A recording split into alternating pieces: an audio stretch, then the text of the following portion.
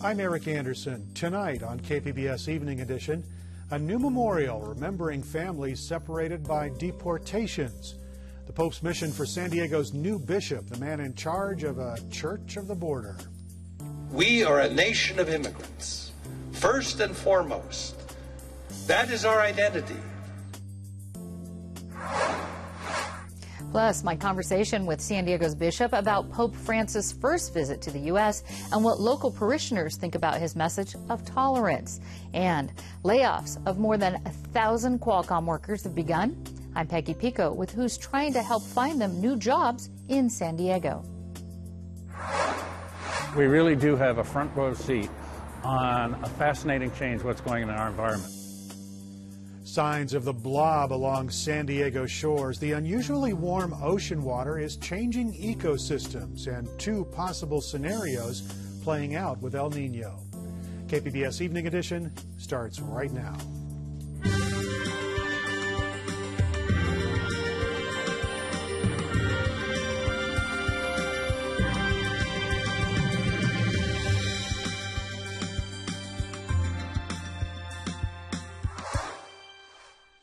Good evening. Thanks for joining us. Dwayne Brown is off tonight. Another September soaker is on tap for San Diego County. Heavy rain and thunderstorms are in the forecast. The valleys, mountains, and deserts are under a flash flood watch until tomorrow afternoon. Now, this latest surge of warm tropical moisture flowing into San Diego County has set another record. The region has seen its wettest summer since record keeping began more than 100 years ago. Nearly 3 inches of rain have doused Lindbergh Field since July. The average during that time, less than 1/4 of an inch. The historic rains are being fueled by exceptionally warm ocean water off the west coast and those 16 tropical storms and depressions that have passed through the eastern Pacific Ocean. But meteorologist Alex Tardy with the National Weather Service says the weather pattern is about to shift. October, we should start seeing Santa Anas. Even though we're expecting an El Nino this winter, a strong one, October and November, we'll still see Santa Ana winds developing as the storm track starts getting active over our region. That's also a time when we'll see drier but very hot temperatures. Tardy also says the last 18 months have been the warmest year and a half on record for San Diego County. A large pool of warm ocean water, nicknamed the Blob, stretches from Mexico to Alaska, and the warm water is fueling some drastic changes under the sea. KPBS reporter Susan Murphy tells us marine ecosystems are suffering and anglers are bringing in record fish counts. It's the crack of dawn at Fisherman's Landing in Point Loma, and the docks are bustling. Everybody to the bow, please. Dozens of enthusiastic anglers have just returned with a boatload of bluefin tuna, dorado, and yellowtail. Andrew Dallo with Point Loma Sport Fishing says it's been a banner season. I've got overnight and day and a half boats that are catching 100 to almost 200 pound bluefin tuna up off our coast here out west and up north, and that's stuff that we don't even normally see up here, let alone go after. The tropical fish are typically reeled in off Mexico and far offshore. Now they're being hooked as close as 10 to 20 miles off of San Diego, where water temperatures are exceptionally warm. Right now we're 4 to 5 degrees above normal, which to you and me doesn't seem like much, but if you're an animal living in the sea and you live at that temperature, that's a huge change. Toby Garfield is director of the Environmental Research Division at Southwest Fisheries Science Center in La Jolla. He says the warm water, called the Blob, that started 2 years ago near Alaska and has spread down the west coast, has sent Mother Nature into disarray. And in fact, having this additional warm water has changed the winds a little bit, so our upwelling, which is how the upwelling winds really drive the productivity along the California coast. So if you reduce that productivity,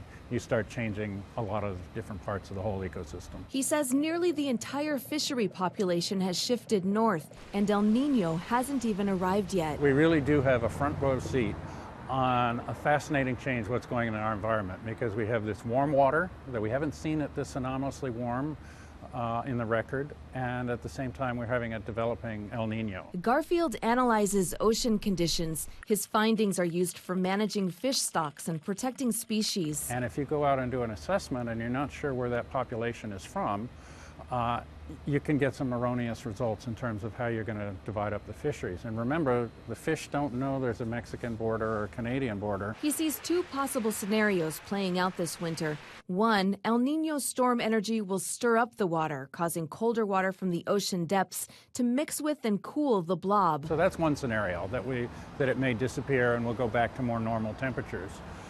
The other scenario is that the two will reinforce each other and we'll have even warmer conditions, and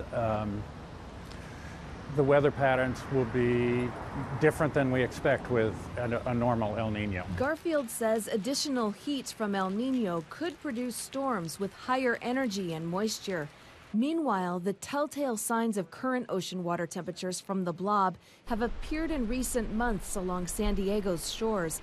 The unusual visitors range from hammerhead sharks to tropical fish to millions of red tuna crabs. We've also seen by-the-wind sailors, these small hydromedusa, small medusa that float at the surface, that have a small sail, that are purple, that have occurred in mass on the shores here in La Jolla and elsewhere. Researcher David Checkley with Scripps Institution of Oceanography says the reduction in upwelling of cold water nutrients from the ocean floor has drastically altered the food web. At the base of the food chain, it's been observed that the amount of chlorophyll or phytoplankton is lower than normal because we have fewer nutrients brought up into the surface waters. Phytoplankton provide food for a wide range of sea creatures, including whales, shrimp, snails, and jellyfish. The continued poor health of the California sea lion population is likely due to a lack of forage, anchovies, sardine, perhaps squid. Checkley says a toxic algal bloom from California up to Alaska is also a growing problem. And with those harmful algal blooms sometimes come with toxins,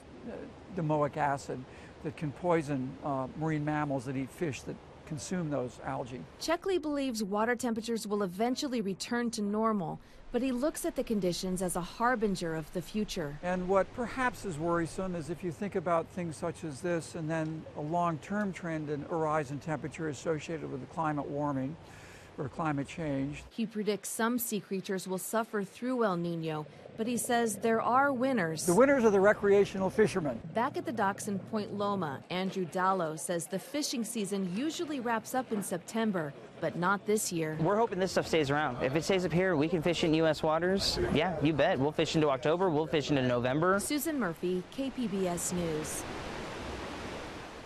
KPBS video journalist Nick McVicker helped produce that story. No relief on a sizzling summer day for thousands of San Diego customers. Authorities are still asking why a generator breakdown triggered the need for a power outage. KPBS's Steve Walsh explains where power was knocked out for at least 115,000 people. The emergency started at 11:53 a.m. when a generator in San Diego County went offline. Workers at the California Independent Systems Operator scrambled to reroute power.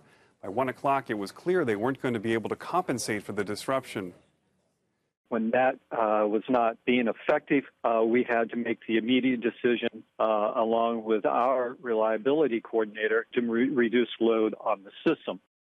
That's when San Diego Gas and Electric got the call to reduce demand by 150 megawatts, which translated into about 115,000 customers.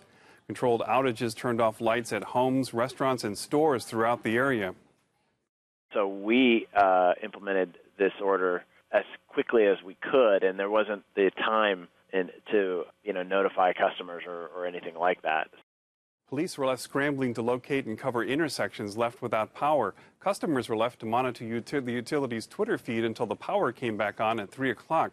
California ISO is still looking into why losing one of its 850 generators caused this level of disruption. Yesterday's heat contributed to the demand, though power officials say they believe this was an isolated incident. Customers should not brace for a repeat when temperatures begin to climb. Steve Walsh, KPBS News. A surprise uptick in U.S. border crossings. The White House saying there was an increase in the number of unaccompanied minors and families entering the United States without proper paperwork last month. According to adding those numbers are at odds with a typical decline in border crossings for August. Now, the increase comes a year after a surge of unaccompanied children at the U.S.-Mexico border. There is a new memorial wall at the U.S.-Mexico border. San Diego's new bishop helped dedicate the wall to families who've been torn apart by deportations. KPBS Fronteras reporter Jean Guerrero explains how it may inspire a Church of the Border. The memorial wall was unveiled at an interfaith community event celebrating Pope Francis' historic visit to the U.S. They were undocumented immigrants. Bishop Robert McElroy consecrated the wall at Our Lady of Mount Carmel Catholic Church. We are a nation of immigrants, first and foremost. That is our identity. And yet that identity is repudiated day after day in this nation when we refuse to embrace the immigrants who have lived here for so long. Interfaith leaders say McElroy was appointed by Pope Francis to shepherd a Church of the Border. That challenge, the challenge of inclusion, is the very heart of the challenge that Pope Francis has given to the whole life of the Church, internally and externally. Immigrants in attendance wrote names of deported loved ones on wooden crosses and placed them beside the memorial wall. Among the immigrants was Lita Morales, a 55-year-old Mexican woman who calls herself undocumented. I feel like the Pope and this bishop here, they're very particular. They're down to earth. They know exactly what our needs are, and they're just trying to help us. They see us as another human being. She dedicated crosses to her deported brother-in-law and several other loved ones. Jean Guerrero, KPBS News.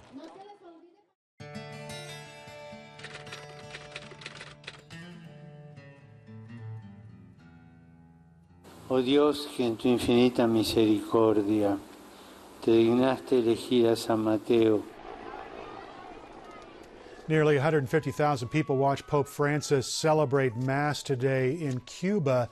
They lined the streets around Holguin's Revolution Plaza when he arrived in his Pope-mobile. Yesterday, the pontiff met with Cuban President Raul Castro and his brother Fidel, the former president who shaped Cuba for the last half of the 20th century. He flies the Pope to Washington, D.C. tomorrow. Meanwhile, Peggy Pico talks with the leader of the Catholic Diocese in San Diego about the papal visit and what it means for the county's million Catholics. Hundreds of thousands of Catholics are expected to greet Pope Francis during his 6-day visit to New York, Philadelphia, and Washington, D.C. Joining me with how San Diego parishes are preparing for the U.S. tour and his challenging message of humility, tolerance, and service is my guest, the Most Reverend Robert McElroy, Bishop of San Diego. And Bishop McElroy, how significant is this Pope's visit for Catholics in San Diego? It is immensely significant on two levels. One is it calls us to re-engage with our faith and ask ourselves to once again encounter God and ask ourselves how we are living out the gospel of Jesus Christ in our daily lives. And secondly, it calls us to look into the efforts that we have to transform the world in which we live because of our beliefs and because of what Christ has taught us, especially reaching out to the poor and the vulnerable and the marginalized, those on the peripheries of society. How is the Catholic community here preparing for this visit? What have you been hearing? It's largely through a preparation of prayer. Yesterday, for example, we had an event in San Isidro, right on the border, where we brought together many leaders from different parishes, and in fact different faith communities of different religions, to pray for the undocumented and to pray for those who have been deported and are being deported, as a sign of a change in this policy of our government to try to have comprehensive reform. In addition, we're praying for the unborn, we're praying for justice within our society as a whole, and many places in our jail ministry we're reaching out because the Pope is going to be visiting those who are imprisoned. In those three cities. In those three cities. That we spoke about. Now, I know Pope Francis is going to address the United Nations and the joint session of Congress. Any themes that he's expected to focus on there? I think one of the themes he will talk about in Congress is pursuing the common good. That is, to try to put aside the partisanship which has paralyzed so much of good public policy in our nation, and to really get back to the values that our founders talked about. How do we pursue the common good in public policy and work together, all of us as Americans? That's when we're at our best, and that's what the gospel calls us. And I know there's several scientists here, and one in particular who's on the academy The Pontifical Academy. Pontifical Academy, Science Academy.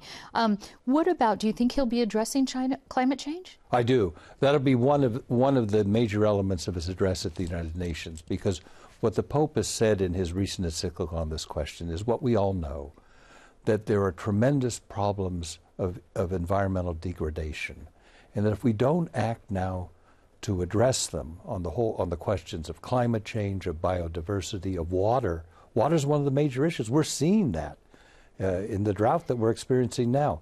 If we don't move in a common way across nations to address the problems posed to our environment, what the Pope said is the planet, which is the home to us all, is in jeopardy. And we need to face that jeopardy and really link together and move. Do you think this Pope's view on climate change is different than his predecessors? No. In fact, Pope Benedict, who was his predecessor, who is often contrasted with him, Pope Benedict is called the Green Pope because he spoke very emphatically to this question. So, no, on this issue, there has been a development because climate change has developed. But Pope Benedict was, if you ask me, the great prophet on the issue of the environment. Now, a Pew Research survey of Americans' religious affiliations released earlier this year found 21% of the U.S. population say they're Catholic, and that was down slightly from 24% down from 2007. Do you think the church abuse scandal in the U.S. is partly to blame for that drop?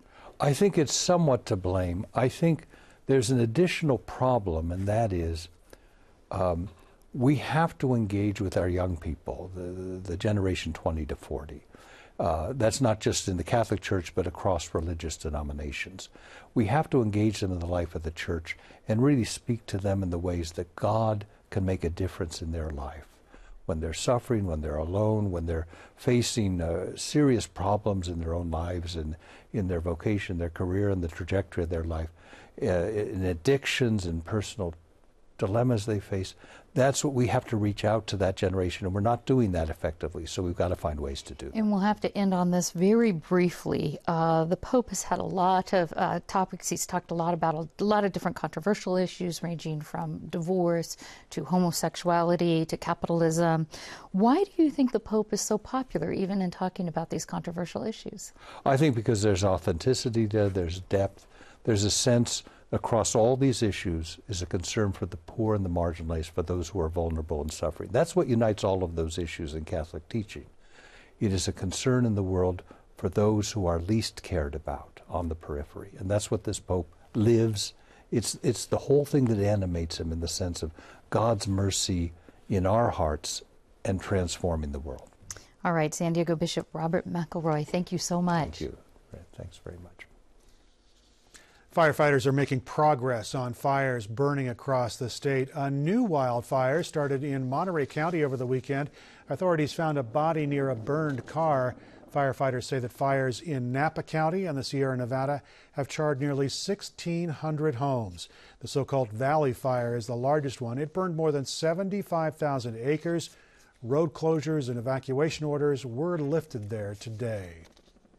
We've continued to make good progress on several fires, including the Valley Fire and the Butte Fire, that have been so destructive. Crews are still out there mopping up, making sure those hot spots are put out. We still have some perimeter to build. In fact, on both fires, we're in the 70s percentile as far as how much containment we have so far on the fire. Nearly 9,000 firefighters are on the front lines in California right now.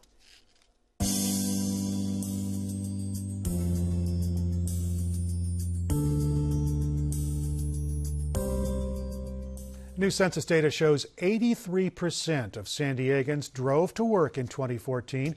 That's the same number as the year before. That's also only a slight dip since 2005, when 88% drove to work. The city's climate action plan calls for that number to actually drop to 50% over the next 2 decades. Nicole Capritz, who runs an environmental watchdog group, says the dream is not yet lost. It's doable if we make a commitment to make it doable, right? There's kind of this magic elixir where we're going to need the necessary leadership, we're going to need the necessary commitment and investment of resources into the right infrastructure. Capert says people need to feel safer walking and biking. Last year, 1% of San Diego residents biked to work, 3% say they walked. Layoffs at Qualcomm in San Diego have begun. Peggy Pico finds out how the job loss of more than 1,000 high-tech workers could impact our region and what's being done to keep the unemployed workers here in San Diego. About 1,300 jobs at Qualcomm will be eliminated by mid-November. But San Diego's Economic Development Agency is trying to help the high-skilled workers find new jobs in our region. Joining me with how are my guests, Mark Cafferty, President and CEO of San Diego's Regional Economic Development Corporation, and Ray Major, Chief Economist with San Diego Association of Governments, or SANDAG. And Mark, what is Qualcomm doing actually to help transition workers out of the jobs that they're in and into other jobs? The company's actually doing a lot. We have to give them a lot of credit. So I think they thought this through very methodically. They thought about traditional outplacement services. They thought about partners in the community that could do a lot to try to keep, quite frankly, a very talented base of workers here in San Diego continuing to contribute to the economy. So they're working with them there at Qualcomm, but the San Diego Regional Economic Development Center, or EDC, is also working with Qualcomm to help these people find new jobs. Highlight that program. Sure. What are you doing there? It's all part of the same effort. So what Qualcomm has essentially done is created sort of a career center concept for these employees. So over the next 60 days, we will be bringing in, the EDC will be bringing in some of the bigger employers in San Diego, Illumina, iBoss, any number of companies that are hiring right now and know that that Qualcomm level talent could be a great opportunity for them.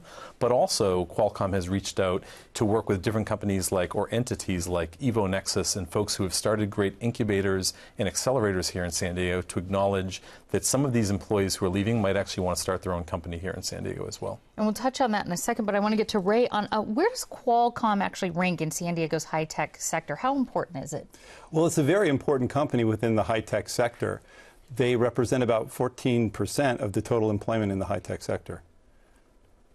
So important for our region. So if you're looking at, Ray, 1,300 layoffs in a county of 3 million people, a lot of people might say, well, that doesn't seem like a whole lot in the greater scheme of San Diego's economy. What kind of impact, if any, would these 1,300 layoffs have here if these workers went elsewhere? Well, of the 95,000 workers that are in the high-tech industry, when you take a look at it from that perspective, about 1.3% of them are being laid off, which are these high-tech workers at Qualcomm.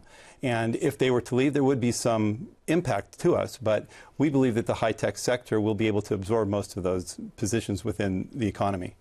And Mark, why do you think it's important to help these particular high-skilled workers stay in our region? Why not have them go someplace else? I think for many of the reasons that Ray just said. I mean, essentially, as I said before, Qualcomm has really been on the cutting edge or the forefront of a global war for talent that's been going on for a long time. They've been in growth mode over the past few years. So the individuals transitioning out are going to make a big impact no matter where they go, but many of them have roots here. We know a lot of them would like to stay here, and quite honestly, we want to see that our companies in San Diego have an opportunity to connect with them first. And you were talking about the competition. Are there, and Ray, you can jump in on this too, are there certain cities that are major competitors where that might try to siphon these guys off? Oh, absolutely. I think Ray would agree. I mean, it's really global these days, but here in the U.S., places like the Bay Area, Boston, Research Triangle in the Carolinas, Austin, Texas. These are all places that have great tech communities. And again, we'll acknowledge as much as we do that the folks coming out of Qualcomm would be fantastic opportunity for them to bring into their community. So, Ray, in talking about that and keeping them here, the economic advantage to growing, fostering either new companies or keeping these workers here, what would that be? The economic benefits for 1,300 people, because a lot of people get laid off and they say, wait, listen, I don't get that kind of help. So the benefits are that these 1,300 people are very well educated. They have deep roots within Qualcomm and lots of connections throughout the community. So by taking these people and being able to essentially redistribute them within the San Diego high-tech environment, you start to cross-pollinate and bring a lot of the best practices that you find at Qualcomm into other companies within San Diego, and that is extremely positive. It has positive impacts to the entire high-tech industry. Especially, I think, as Mark mentioned, the startup. If you could briefly, we'll have to end on this. The startup, tell us a little bit about that. Well, you know, we've got great organizations like EvoNexus and others who are very tightly connected to Qualcomm, who are helping to launch new companies here in San Diego every day. And it may be that some of these Qualcomm employees may be the next individual who leaves Qualcomm and starts the next Viasat here in San Diego. I'd make it clear, too, that we as a community have done this for a lot of companies, and now we have an opportunity to do it with Qualcomm, knowing that it's going to be one of the bigger bases of talented individuals we see coming out at one time. All right, Mark Cafferty and Ray Major, thank you so much. Thank you very much. San Diego County celebrated the opening of its new Live Well Center in Escondido today. The center features a wide array of health and social services for people in the inland North County. The facility has high ceilings, lots of natural light. It houses an Office of Child Welfare Services and Aging and Independent Services. There's also the region's first Military and Veterans Resource Center, which houses 14 different organizations. So what's exciting to me is that this is really those big concepts of Live Well San Diego about health and safety and thriving, but doing it in one place with our communities in a very integrated approach. The center is open for business Monday through Friday from 8 in the morning until 5 p.m. Again, we are expecting some wet stuff. Rain and thunderstorms are in the forecast for the San Diego County region. Temperature is going to be up in the 80s along the coast for the next couple of days. Overnights in the 70s. Chance of lightning if you're looking toward the inland valleys. Temperatures there are going to be in the 80s and then overnights in the high 70s or high 60s. 70s and 80s for temperatures in the mountains. You can see that once the rain moves out, it's going to get a little sunny toward the end. And then out in the desert, 90s and triple-digit temperatures expected, as you would expect this time of year. Of course, you can find tonight's stories on our website, kpbs.org/evening edition. Thanks for joining us. Evening edition will be back here again tomorrow night. Have a great evening.